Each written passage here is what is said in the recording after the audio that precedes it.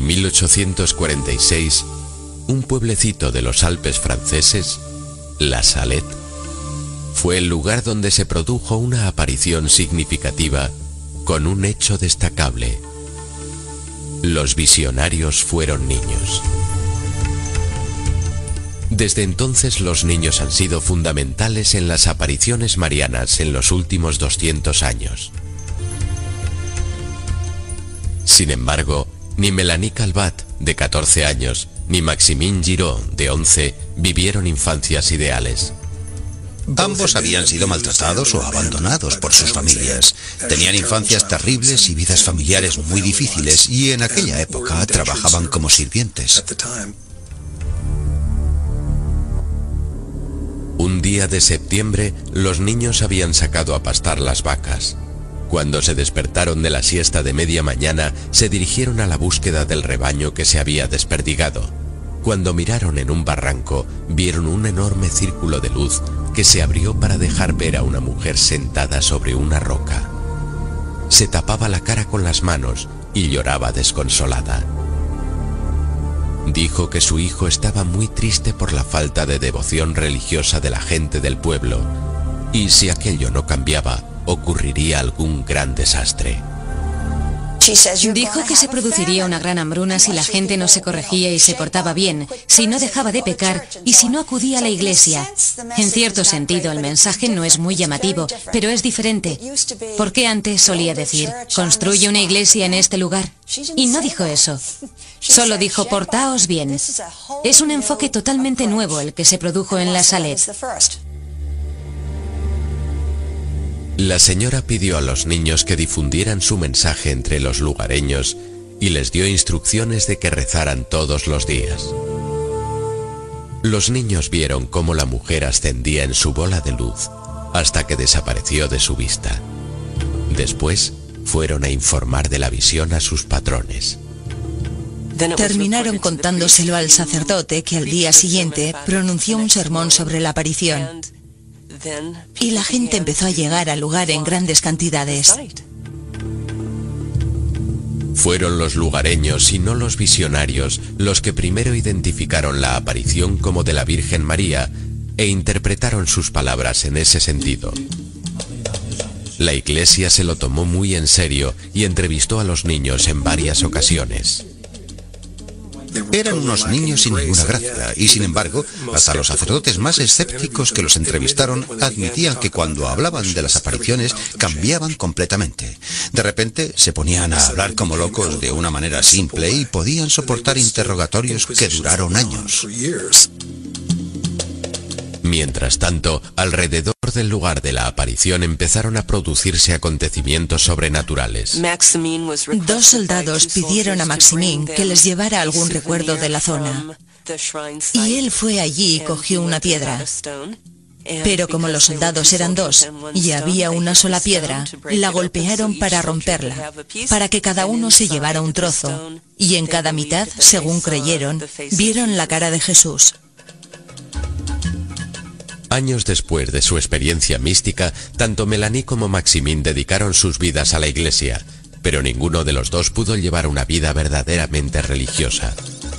Los visionarios llevaron vidas que no fueron ni remotamente ejemplares, pero la iglesia lo justificó diciendo que ellos ya habían servido a su propósito y que ahora eran los teólogos quienes debían interpretar la visión.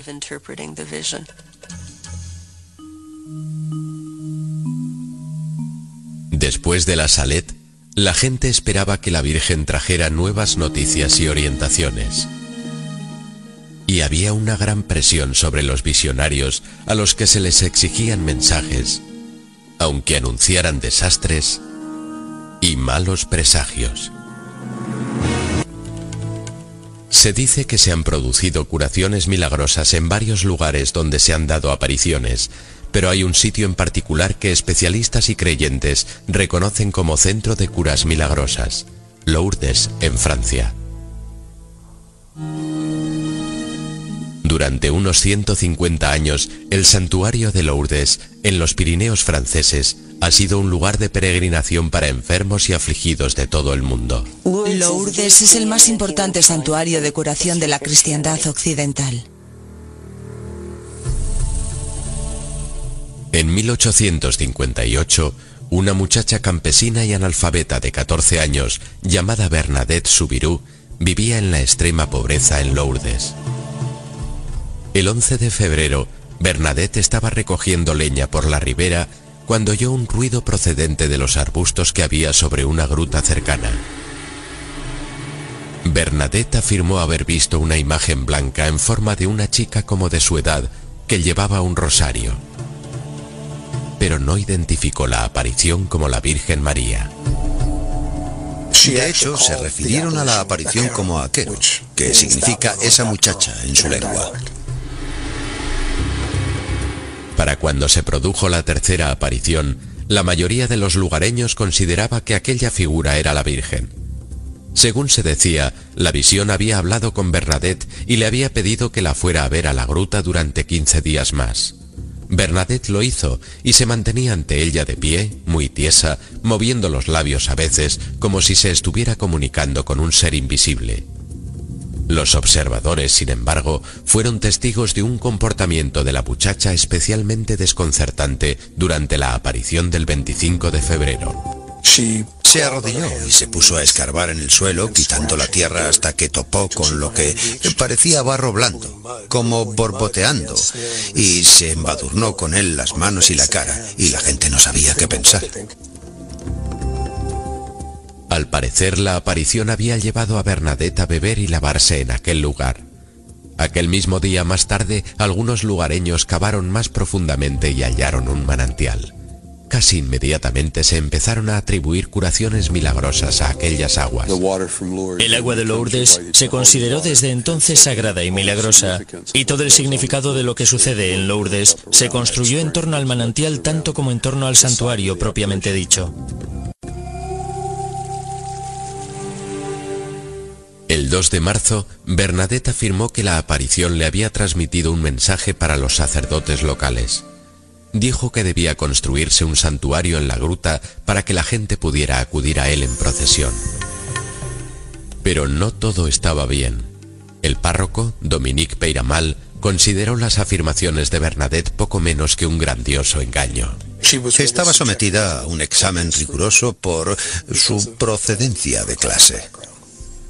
El sacerdote le dijo a Bernadette: ¿esperas que crea que has visto a la Santísima Virgen? Y ella dijo: no, padre, no espero que lo crea. Mi función no es hacer que usted lo crea. Mi función es decirle lo que me dijo.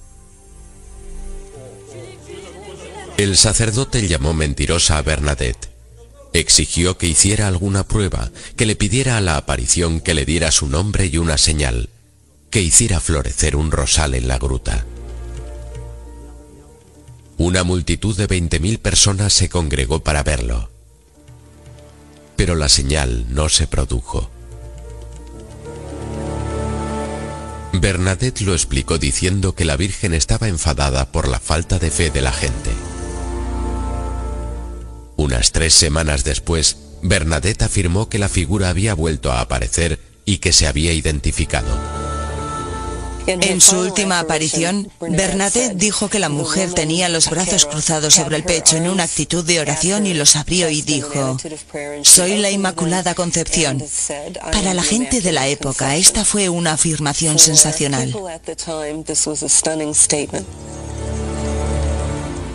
La Inmaculada Concepción, la creencia de que María había nacido libre de pecado original, era un dogma de la fe católica. Se recogía explícitamente en la oración de la medalla milagrosa, que era un elemento clave de la devoción popular católica desde hacía 2 décadas.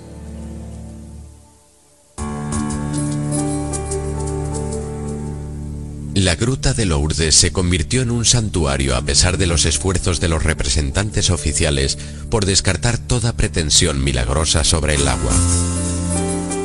No es de extrañar que haya continuado el debate sobre las supuestas propiedades sobrenaturales del agua. En Lourdes hay un día.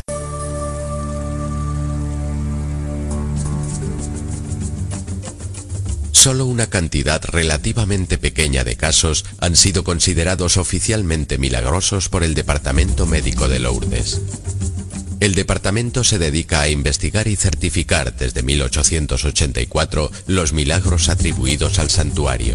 Para que sea declarado un milagro en Lourdes, en primer lugar hay que tener documentación médica muy completa sobre la enfermedad antes de la visita al santuario. La curación debe ser instantánea y total. Debe durar al menos 5 años. La documentación médica se remite después a un equipo internacional de médicos, no todos necesariamente católicos. De los cientos y hasta miles de curaciones que supuestamente se han producido en Lourdes, solo 66 han sido declaradas milagrosas. Paradójicamente, Bernadette sufrió la enfermedad toda su vida. Era enferma de asma y nunca encontró alivio en las aguas de Lourdes. 2 años después de haber experimentado las visiones, ingresó en un convento de Nevers. Llevó una vida bastante ejemplar, aunque dura. En el siglo XIX no se consideraba que un visionario tuviera que estar orgulloso de su experiencia, y Bernadette no lo estaba. Y así, sus hermanas monjas decían que nadie fregaba el suelo de rodillas con tanta fuerza y tan frecuentemente como ella.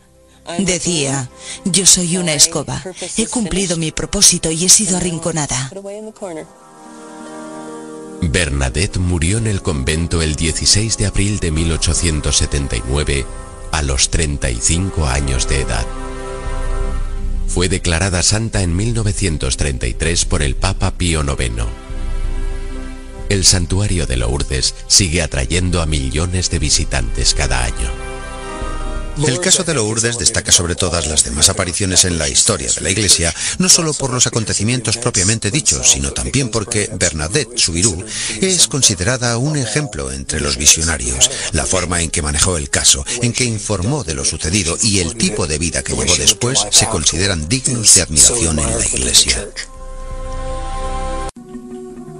La noche del 2 de abril de 1968, unos trabajadores musulmanes de Zeitoun, Egipto, percibieron algo extraño en lo alto de la iglesia copta de Santa María. Los testigos tomaron estas fotografías que sus detractores insisten en que han sido manipuladas.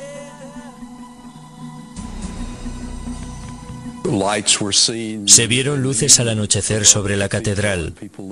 La gente miró hacia arriba y vieron una gran aparición de una mujer que andaba sobre la cúpula del templo.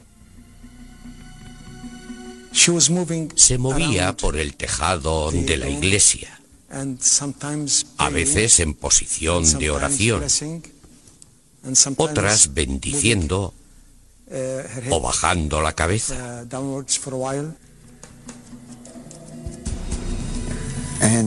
Y en un primer momento no supe si era real o no. Tal vez fuera el reflejo o las sombras de las luces de las calles. Pero después de unos segundos, estuve seguro de que era una mujer real que se encontraba a unos pocos metros de donde yo estaba. Y el aire movía el pañuelo de su cabeza y de sus hombros. Fue algo asombroso.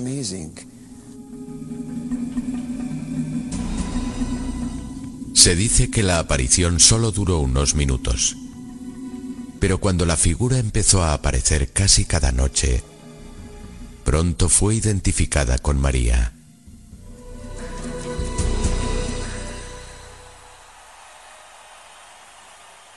El templo empezó a ser objeto de una vigilia diaria a la que asistía mucha gente, incluidos musulmanes, que veneran a María por su posición preeminente en el Corán.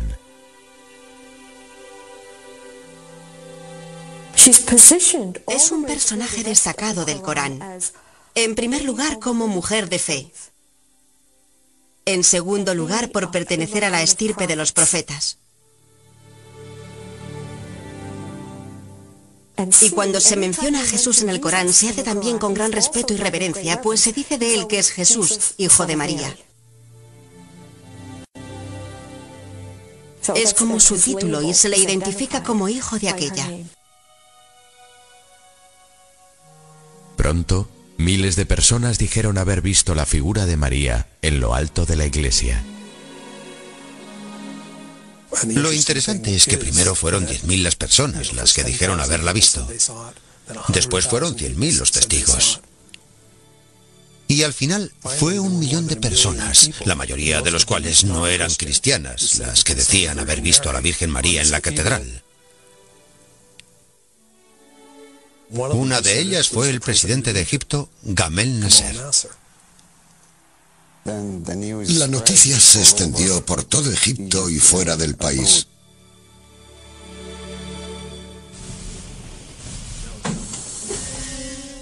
La policía local pensaba que la aparición era un engaño muy elaborado.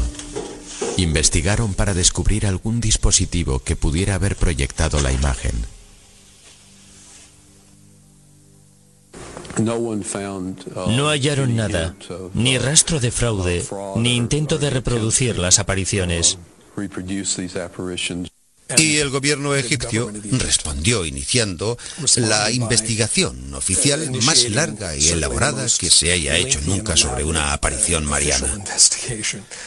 Su voluminoso informe termina diciendo que creen que la gente vio realmente a la Virgen María en un cuerpo luminoso sobre la catedral. Otros han propuesto una explicación alternativa de la supuesta aparición. Al menos en cierto periodo hubo una actividad sísmica 10 veces mayor de lo normal y existe la posibilidad de que fueran lo que se llaman luces sísmicas. Los científicos investigaron las luces sísmicas en la década de 1930. Son un fenómeno luminoso electromagnético asociado a ciertos terremotos.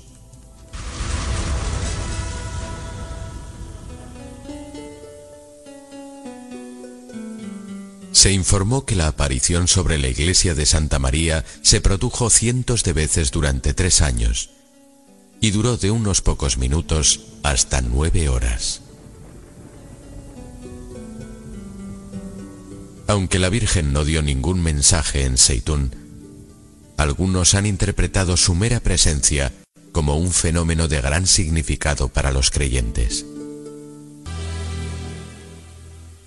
En el siglo XX, 2 series de apariciones marianas, una en Portugal y otra en Bosnia-Herzegovina, han sido destacadas especialmente por los especialistas.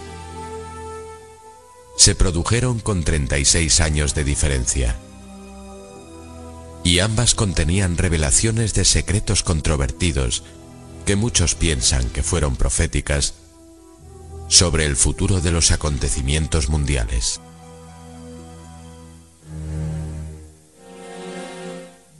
El 13 de mayo de 1917, 3 niños pastores, Lucía dos Santos, de 10 años,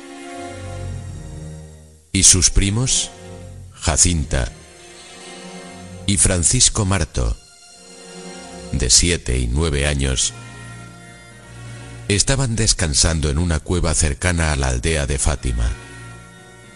Se les apareció una figura, supuestamente de la Virgen María. Esta figura dijo a los niños que había venido del cielo. Durante la aparición del 13 de julio, algunos testigos, según se cuenta, se alarmaron por el comportamiento de Lucía. Se puso pálida y gritó de terror. Cuando la gente le preguntó después qué es lo que dijo la señora que fuera tan terrorífico, la niña dijo que era un secreto. Al preguntarle si era bueno o malo, Lucía dijo al parecer que era bueno para algunos y malo para otros.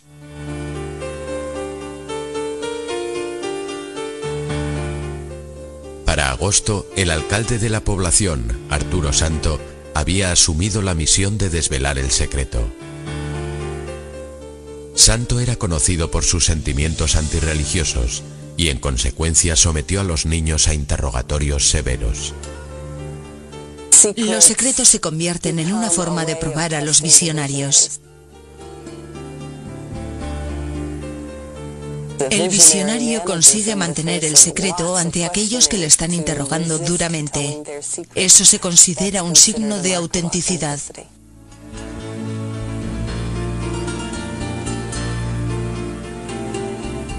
En 1920, 3 años después de que terminaran las apariciones, Jacinta y Francisco murieron a causa de la gripe que barrió Portugal. Lucía se convirtió entonces en la única depositaria del secreto.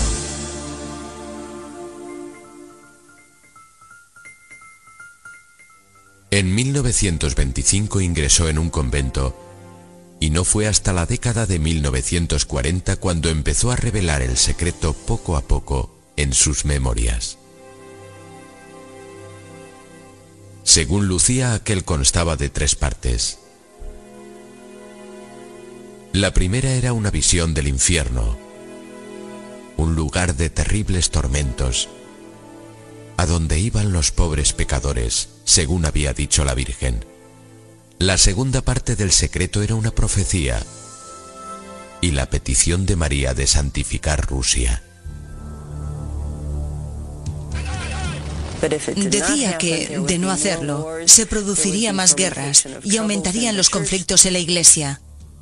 En otras palabras, ocurrirían grandes desastres. El tercer misterio de Fátima, sobre el que se ha especulado mucho, fue enviado al Vaticano por el obispo de Lucía en 1957 y fue revelado por fin en el año 2000. Profetizaba el asesinato de un obispo vestido de blanco. Juan Pablo II mostró siempre una gran devoción por la Virgen, pero se hizo especialmente devoto de la Virgen de Fátima cuando sobrevivió a un intento de asesinato el 13 de mayo de 1981.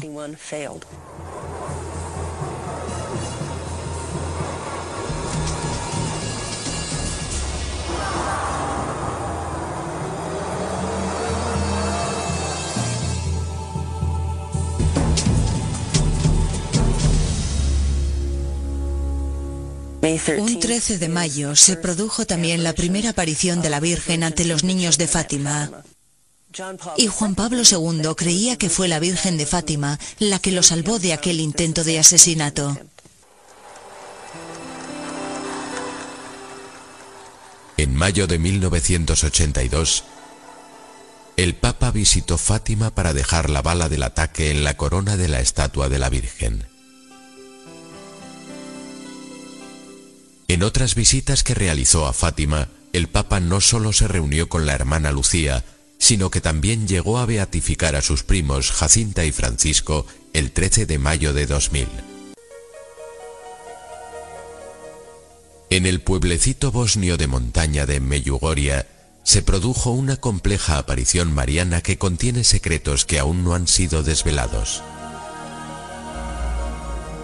Las profecías apocalípticas de Meyugoria presentan presagios muchísimo peores y más inmediatos que las apariciones anteriores. En junio de 1981, 6 jóvenes de entre 10 y 20 años empezaron a dar cuenta de apariciones diarias de la Virgen. Tras varios meses, los visionarios afirmaron que María había prometido darles 10 secretos a cada uno de ellos. Al parecer, afectaban a la Iglesia Católica y al mundo entero. E iban a ser revelados gradualmente. ¿Esos 10 secretos son los mismos? ¿O son 10 secretos individuales para cada uno de los visionarios? ¿Son algunos de ellos iguales y otros diferentes? El hecho es que no lo sabemos, pero son preguntas fascinantes. Algunos expresaron cierto escepticismo por el hecho de que los jóvenes visionarios mostraran comportamientos idénticos durante las apariciones.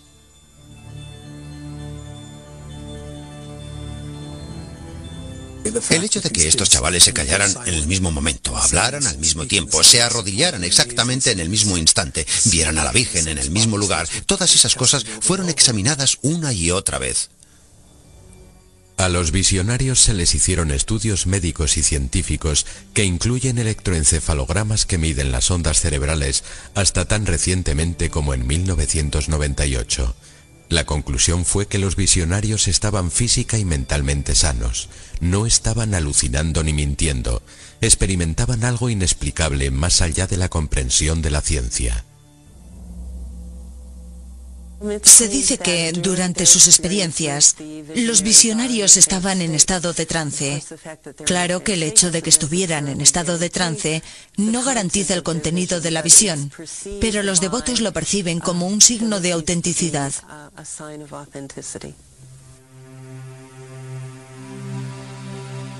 Para 2001, 3 de los visionarios, Miriana, Jacob e Iván, seguían manteniendo que habían recibido los 10 secretos. La Santísima Virgen siempre repite que no hablemos del secreto, que recemos. Pero como somos humanos, siempre estamos hablando de ello. No hay que preocuparse del futuro, no hay que pensar en lo que sucederá. Será la voluntad de Dios. Lo que cuentan es que los secretos les fueron revelados como en una película. Los vieron como si fuera una película y dicen que los 3 últimos eran las cosas más terribles que han visto u oído nunca y que no pueden pensar en ellas sin asustarse terriblemente.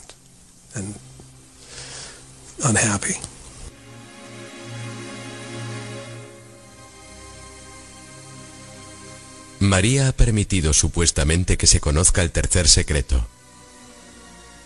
Los visionarios afirman que cuando terminen las apariciones se erigirá una señal sobrenatural, permanente e indestructible, sobre la colina de Podbordo, el lugar de la primera aparición de Medjugorje.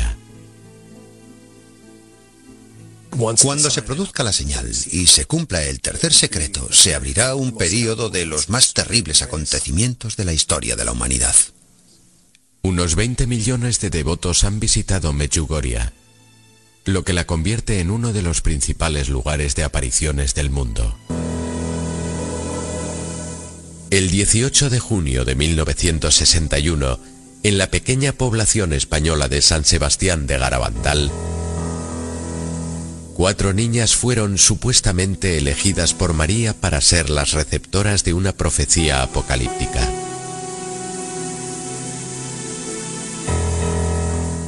Conchita González y sus 3 amigas, Mariloli, Jacinta y Maricruz, de entre 10 y 12 años, fueron una vez a robar manzanas a un vecino. Se sentaron a comerlas en un sendero pedregoso en las afueras del pueblo. Y fue en aquel contexto que vieron una ráfaga de luz y pretendieron haber visto un ángel. Y así empezaron sus experiencias, conocidas como las apariciones de Garabandal.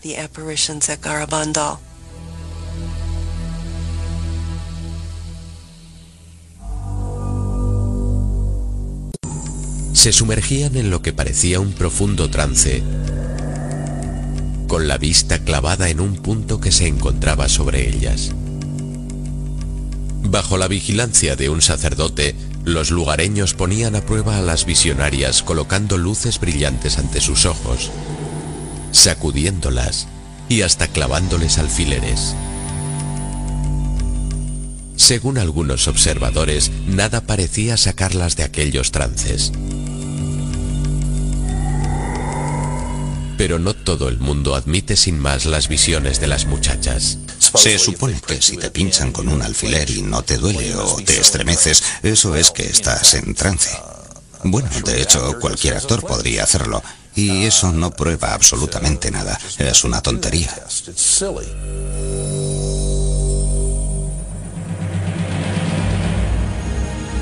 Las apariciones fueron notables no solo por su gran frecuencia, sino también por el extrañísimo comportamiento que las chicas mostraban durante las apariciones. La forma en que se desplazaban al lugar de la aparición y regresaban de allí a sus casas dejaba al gentío anonadado. Parecía que iban como volando a la ida y después de las apariciones regresaban corriendo de espaldas colina abajo. y a veces hasta corriendo de rodillas hacia atrás. Se dice que tenían un peso excesivo durante sus experiencias y que hombres muy fuertes, acostumbrados a manejar fardos muy pesados, no podían levantarlas.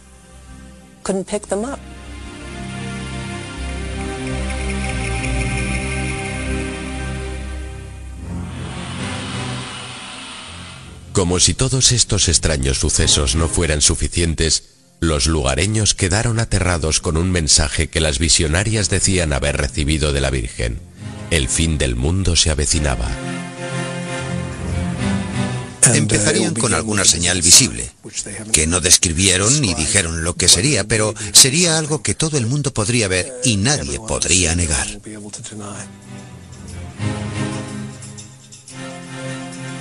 Tras esa señal vendría la advertencia, algún acontecimiento como señal de Dios para que todos se arrepintieran. Había que convertirse y arrepentirse ya. Y por fin vendría el escarmiento que describieron como algo terrible. Terribles sucesos que castigarían a los malvados y premiarían a los rectos.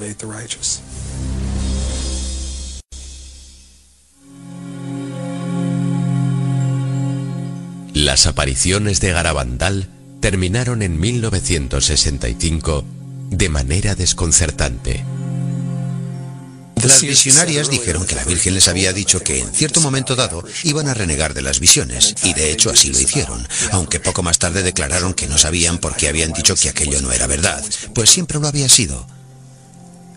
Y realmente 3 de las 4 siguieron afirmando que las apariciones eran auténticas. Algunos devotos de Garabandal explican las retractaciones como resultado de la presión ejercida por el obispado. Aunque las visionarias no volvieron a hablar en público, 3 de ellas insisten en que el apocalipsis se producirá durante sus vidas.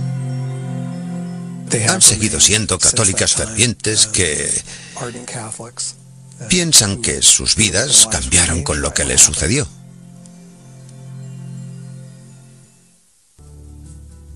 El 21 de agosto de 1879, en el pueblo de Knock, varios parroquianos se dirigían a la iglesia. De repente percibieron una extraña luz brillante que cubría la fachada sur. Y apareció un retablo de figuras.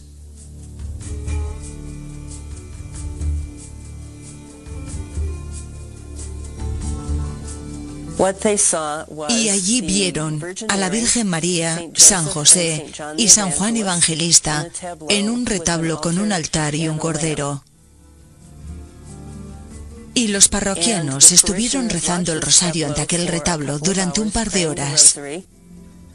Los investigadores eclesiásticos consideran sorprendente la gran cantidad de testigos, aunque hay algo que los asombra aún más.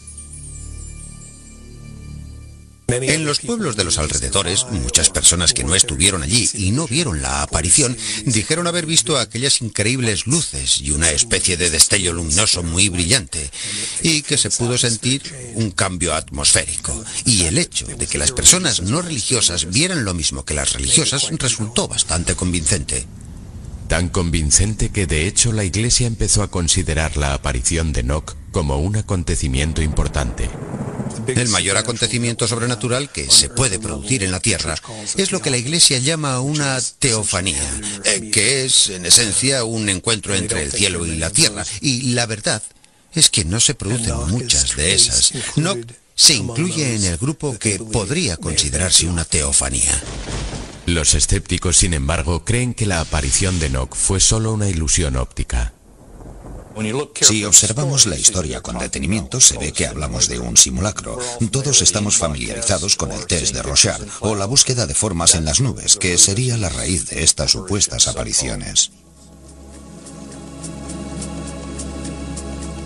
A pesar de lo que digan los escépticos, aquel hecho tuvo un enorme impacto entre los creyentes.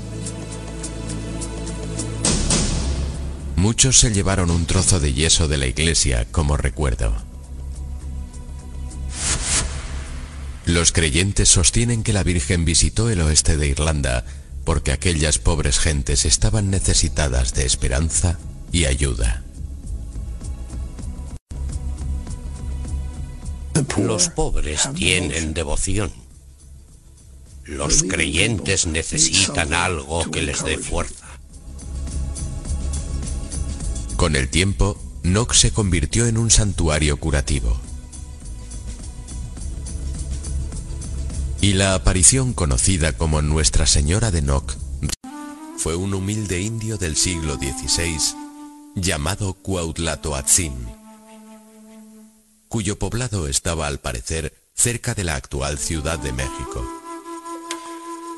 El nombre cristiano del indio era Juan Diego.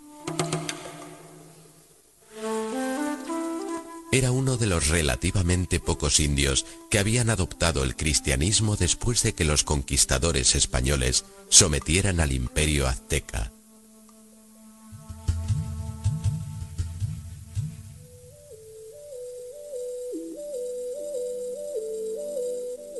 Según la tradición, el 9 de diciembre de 1931, Juan Diego se dirigía a la iglesia cuando se le apareció la Virgen.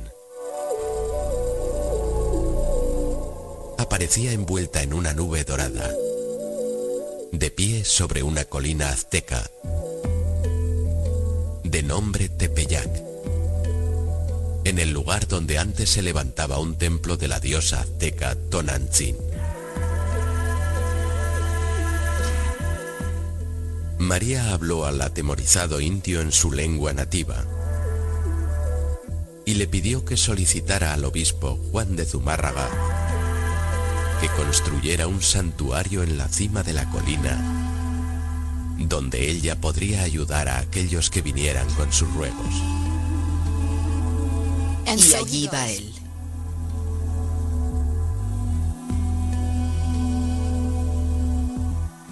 Y por supuesto no le creen, aunque yo estoy segura de que el obispo se mostraría muy amable con él.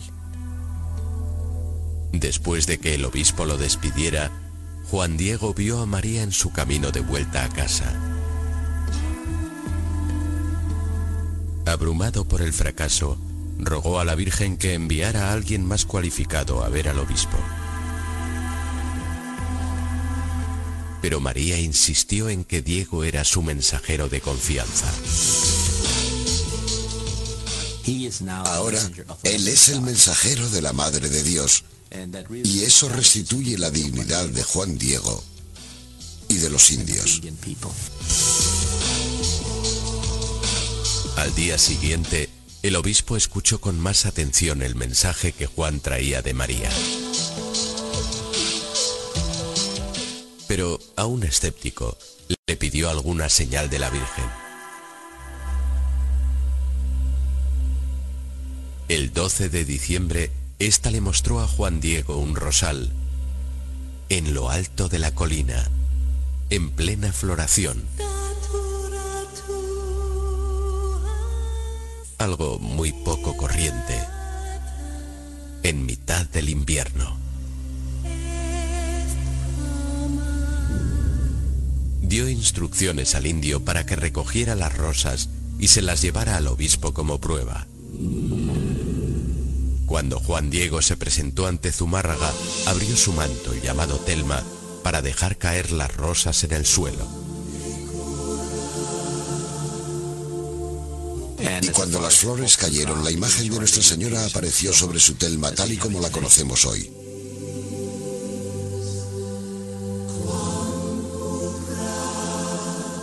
Conocida como Nuestra Señora de Guadalupe, la imagen ha tenido un tremendo significado religioso y cultural para los mexicanos.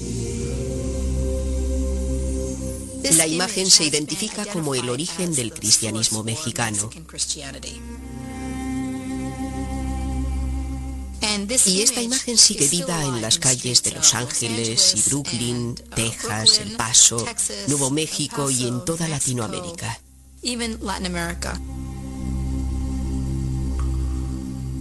Nuestra Señora de Guadalupe es la santa patrona de México y la gente coloca su imagen prácticamente en todas partes. En la panadería, en los taxis, tatuada en los brazos de los jóvenes, en sus espaldas, en los nombres de las personas y también en los de sus hijos. Hoy en día, la Telma está protegida por un cristal antibalas tras el altar en la basílica que se construyó en la década de 1970 junto al lugar en que antes se erigieron varias iglesias anteriores.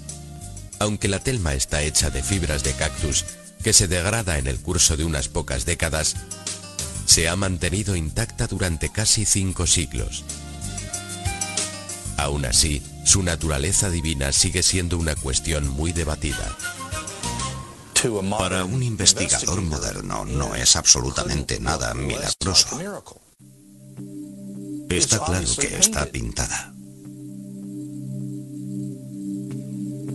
En algunos lugares el tejido está oscurecido, por lo que parece claramente una gruesa capa de pintura, y se puede ver que está descascarillándose a lo largo de una grieta del dibujo, que cualquiera puede ver que está pintado. Algunas pruebas científicas arrojan dudas sobre la autenticidad de la imagen, mientras que otras la validan. Algunos devotos de la Virgen de Guadalupe, sin embargo, también reconocen que hay zonas que han sido retocadas. Durante mucho tiempo no tuvo cristal protector. Cualquiera podía tocarla y a la gente le encantaba hacerlo. La han tocado y retocado, no tenemos dudas sobre ello, pero tras ello hay una imagen primitiva que corresponde a la imagen básica de Nuestra Señora de Guadalupe. Aunque la imagen sea obra humana, sigue siendo un muy efectivo símbolo religioso y político. En los pocos años siguientes en que la imagen se diera a conocer a los indios, millones de ellos abandonaron su vieja religión pagana y se bautizaron. Algunos críticos aducen que Guadalupe es una artimaña de los conquistadores para engañar y someter a los indios. Es interesante ver que esta imagen de la Virgen María aparece como la típica María española, aunque con rasgos indios.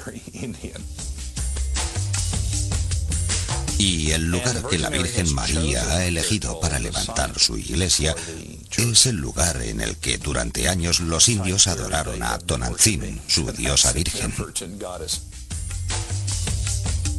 No es extraño que los defensores de Guadalupe no estén de acuerdo con eso. Yo creo que Nuestra Señora llama a su iglesia a una conversión general al cristianismo del Evangelio, al cristianismo de Jesús, que es el cristianismo de la misericordia y de la compasión, que trae a la gente al redil.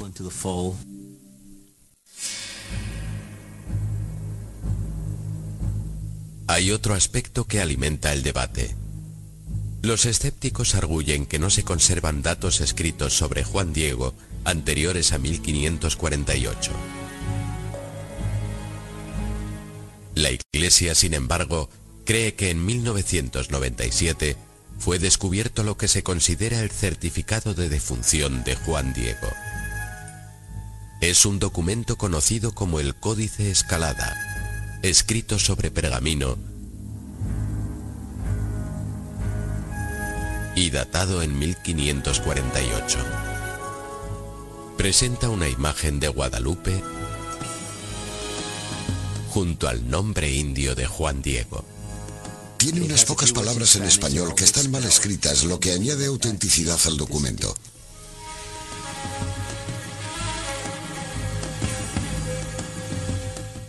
Hay también una fuerte tradición oral en torno a Juan Diego que el Vaticano considera fiable. Para los pueblos que no tenían escritura, la memoria oral era sagrada. Así que esos testimonios orales eran muy importantes. Y yo creo que estamos cada vez más seguros de que Juan Diego fue realmente un personaje histórico. El 31 de julio de 2002, el Vaticano estuvo de acuerdo. Juan Diego fue declarado santo por el Papa Juan Pablo II.